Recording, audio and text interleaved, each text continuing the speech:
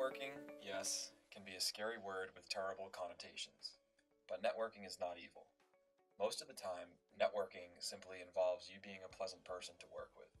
That way, over time, you cultivate a growing group, or network, if you will, of contacts. That's the slow and steady approach, a good way for people who are shy or introverted to start out. With these contacts, you can share your career goals and find more people to talk to learn about your target industry. College creates a second level of networking. Every university worth its salt, BU included, has a strong alumni network. This is safe networking. The people you're contacting have probably heard the same BU forever as you. They're likely to help fellow terriers since they were in the same place once. If your general life contacts are a spider web, spinely but strong and connected to each other in all sorts of crazy ways, then the college network is more like small town neighbors. You can go to any one of them and ask for a cup of sugar or industry know-how in an informational interview, end up at the same block party, alumni weekend, or football game, but mostly you leave each other alone. LinkedIn, career fairs, and conferences create a third type of networking for the go-getters, the ultra extroverted. This type of networking can take nerve and charisma. Since you're often contacting people with no connection to you and thus less obligation to be nice to you, it's possible to flop. If it's done wrong, you might be accused of schmoozing or hobnobbing. With this type of networking, don't go straight to the top. Find someone with a job you want within 10 years. Connect with them on a personal level. I saw your LinkedIn website article, and I'm really interested in pursuing a career in a similar path. Would you be willing to meet and talk about how you got to where you are today? You're not asking for a job. You're not going above anyone's head. You're just meeting people and learning about stuff. That's what the real goal of networking is, to learn. And if you do it well, this knowledge will help you get a job.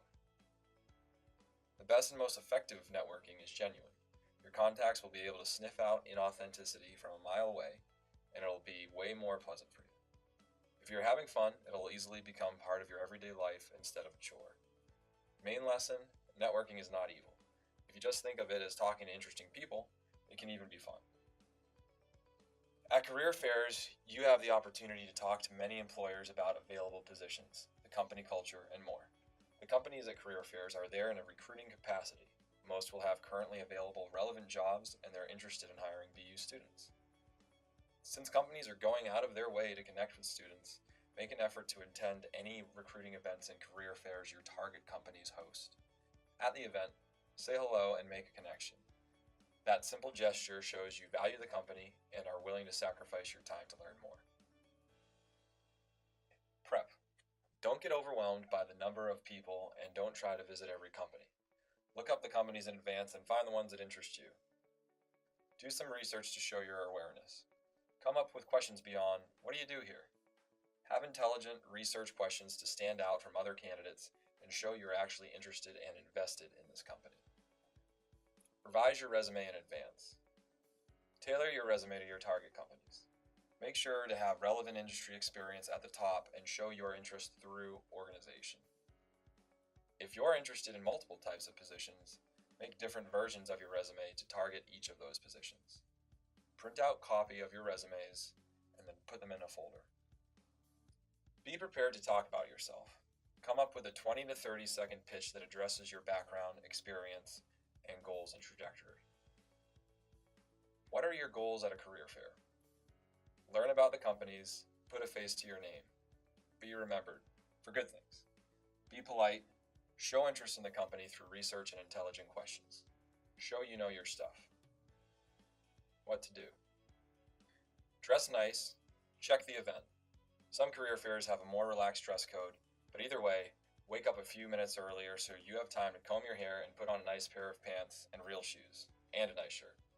Since career fairs are all about quick contact, presentation is as important as your resume. This includes appearance, but extends from your handshake to how you talk about yourself. Smile, show interest, and have a concise, informative pitch you can use with recruiters. Focus on the companies you're most interested in. However, if there are long lines at all of your target companies, make contacts at some of the less crowded tables if you're at all interested in the company. You'll be able to have more of a conversation, and with less competition, you'll be easier to remember. Follow up. Send a short, personalized thank you note within 24 hours to any employers you talk to. Mention specific points you discuss with the recruiter. If you discuss particular jobs, feel free to mention that job and why you'd be a good candidate for it. Informational interviewing. Informational interviews are one-on-one conversations with the goal of learning more about a company, position, or career path. Like job interviews, they can be on the phone, in person, or on Skype, but are often most effective in person. These are traditionally short meetings, about a half hour long, and are great ways to make contact and learn about industries. They're a particularly good way to get feedback on your experience as it relates to your career goals or potential career paths. Informational interviewing is not just for students. Use it throughout your career to stay up to date with industry trends and opportunities. Moreover, these are a great way to grow your network. If done right, informational interview contexts can be valuable connections throughout your career. Why? Practice interviewing or get more information for a job interview.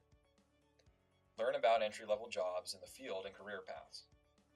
Learn about industry trends, values, goals, issues, and keywords. Get feedback.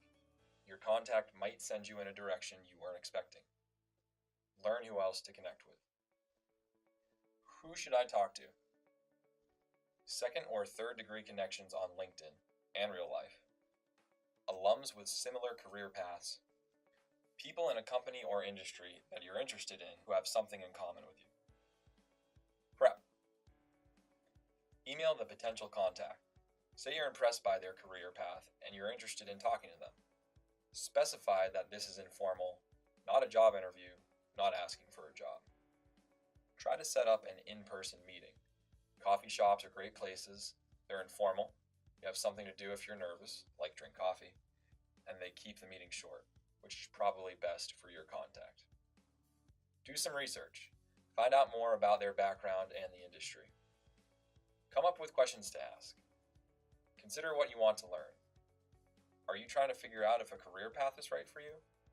Do you have an interview with a company and want to find out more about it? Are you trying to learn more about the industry in general?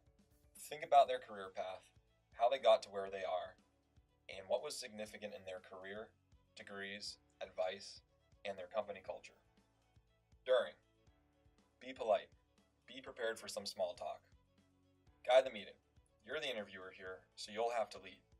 Ask questions, keep things on track if necessary, but be willing to go where the stories take you. Do not ask for a job. Bring copies of your resume, but do not distribute unless they request it first. Ask who else you should be talking to and who else they can connect you to. Follow up. Say thank you and send a thank you note. See if they'll connect with you on LinkedIn. This doesn't have to be a one-time meeting. Stay in touch, especially in regards to ways they've helped you.